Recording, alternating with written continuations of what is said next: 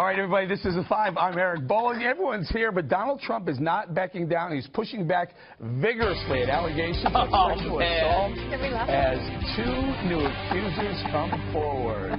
One alleges he sexually groped her at a nightclub in the 1990s. The other is a former contestant on The Apprentice. Summer Zervas held a news conference earlier alleging the Republican nominee sexually accosted her when they met at a hotel in 2007 to discuss employment. Trump maintains all of the accusations are lies, and he blames the Clinton-friendly press for trying to derail his campaign. He targeted one man in particular today, a Mexican billionaire tied to both the Clintons and the New York Times. The largest shareholder in the Times is Carlos Slim. Now, Carlos Slim, as you know, comes from Mexico. He's given many millions of dollars to the Clintons. Reporters at the New York Times, they're not journalists. They're corporate lobbyists for Carlos Slim and for Hillary Clinton. Right now, I am being viciously attacked with lies and smears. Some are doing it for probably a little fame. They get some free fame. It's a total setup. Now, suddenly, after many, many years, phony accusers come out less than a month before one of the most important elections in the history of our country. Even a simple investigation would have shown these allegations against me.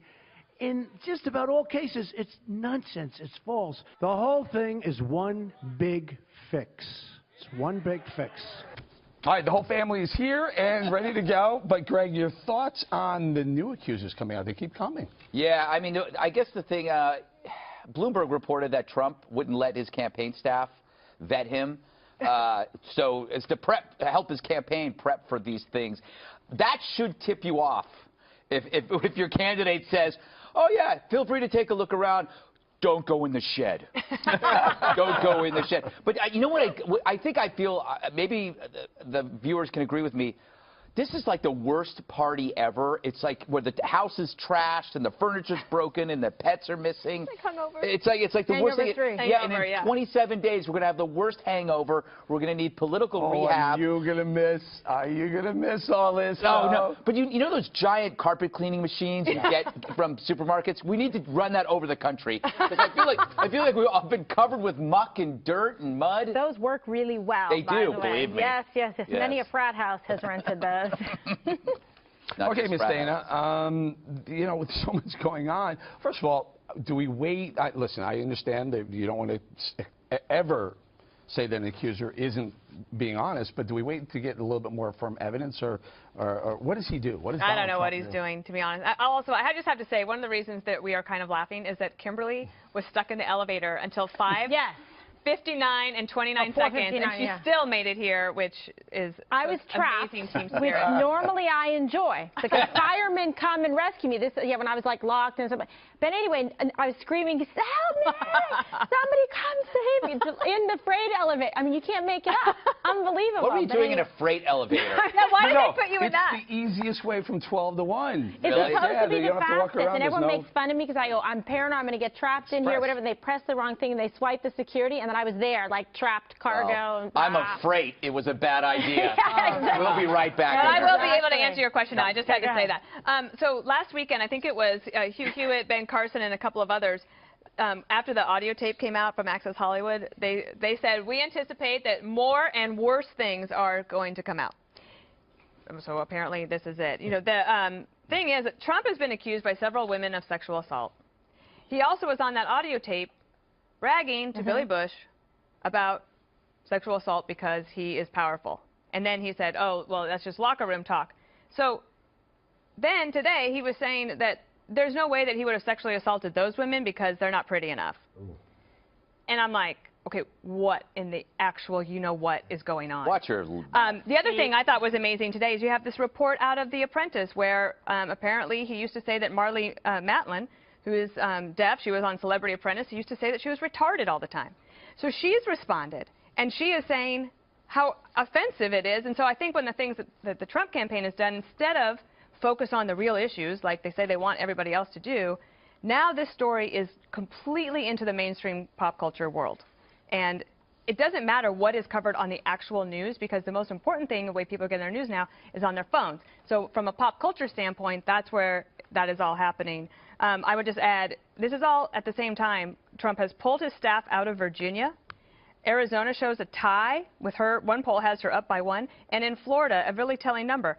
503,000 new Democrats are registered in 2016 compared to the Republicans at 60,000. So we have to be really clear-eyed about what is happening. And so blaming the New York Times and Carlos Slim and all of these things is a distraction that is not helping him get to Wednesday night at that debate where he can make a convincing closing argument. Isn't Carlos Slim actually Anthony Weiner?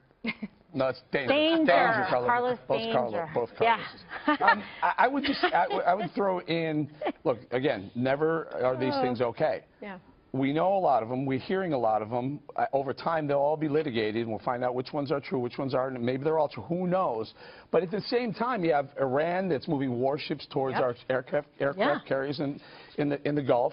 We have ISIS, who's promised to use exploding drones. And they did it. We have a Syrian civil war that has now drawn in 3 world superpowers with nuclear weapons, Great Britain, America, and the Russians. Who knows how that's going to blow up. A huge humanitarian And in the crisis. meantime, Hillary Clinton's got all these emails. If I were the Trump campaign, I would just literally just pivot and stay on. You know what I think issues. he should do? He should take the WikiLeaks thing, all the emails that he thinks are his top favorites, and he could just do a dramatic interpretation and just read them. He was up there for 3 hours today giving a speech. So I would just, if you want people to focus on WikiLeaks, then you got to talk about it. You can't just talk about all of your accusers and then insult them. So you're saying less defending and just more go on the attack in terms of Hillary Clinton. But I mean, he's already done the disclaimer. I deny all of these. I'll review. The other thing he said about Hillary Clinton today is that when she walked in front of him at the debate, he wasn't impressed.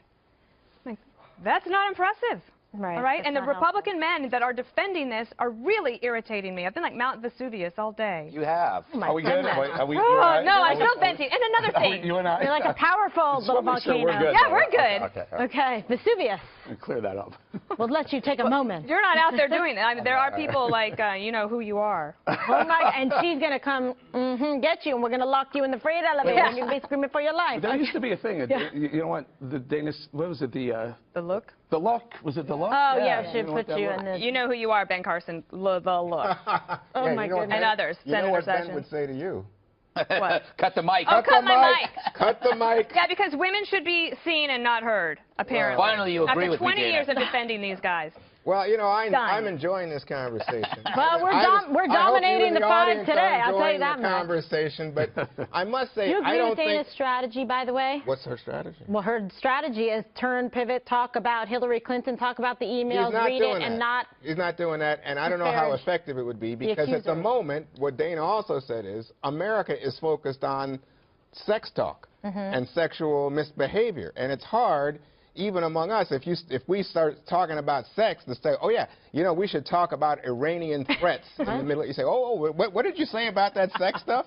That's just human nature. So, but the thing that fascinates me in terms of the politics of the response, Kimberly, is that he's going after Paul Ryan. He's going after Paul Ryan much more than Hillary Clinton. He's going after the ladies that he says are falsely charged. He's going after Carlos Slim, but he's also going after Republicans. So he's at war with the party, and it's incredible. I mean, to me, I don't understand it except as performance art. And it is excellent, excellent performance art. Everybody is captivated by Donald Trump. What he's doing also is he's energizing. Now, I know you're going to say there's not enough voters in the base, but do we know that for sure? We know there hasn't been enough voters in the base. Well, I know you don't love polls, but I'm going to tell you the polls are pretty good. You're bringing out more and more voters than ever before, and you can't apply the same numbers from prior elections to this. Let me just allow me to let me make this point to you. Even under the allow polls, me to speak for a moment. You still have statistical ties in almost every one of the battleground states. No, you do not. Sure you do. Within the margin of error of all of them. Yes, you do. I'm saying, I mean, right now, the key and what's swung the swing states, Eric, and what's swinging the national numbers way beyond margin of error is the idea that Trump is now down among women. He used to be down about 12. Now he's down about 21. And you know what? It used to be that the educated Republican women, Kimberly Guilfoyle, Dana Perino, were like, we're not sure about this Donald Trump guy. Now, working-class Republican women are even with Trump and Hillary Clinton. But let's go back. That's killing. Your swing states have everyone. No, North Carolina, Ohio, Florida, Eric, keep going because you're living Colorado, in a delusion. all of them are within the margin of error. All right. No. Can I bring up a study that just came out? American Psychological Association says that 52% of adults say this election has been a somewhat significant source of stress. Yes. This election is tearing people apart. You think so? So you know what my solution is, Kimberly, and you know what it is. Begins with an R and ends with an S. Robots. We have to start thinking about our political leaders becoming automated. They have no past. If they have a past, you can erase it. You can't hack the robots. They don't send emails. They don't have affairs. They don't assault women. Yes. I welcome our robot overlords. Death to humans. I wouldn't put it past a robot just yet. Let me well, a robot with you, I could see being tempted. It's happened.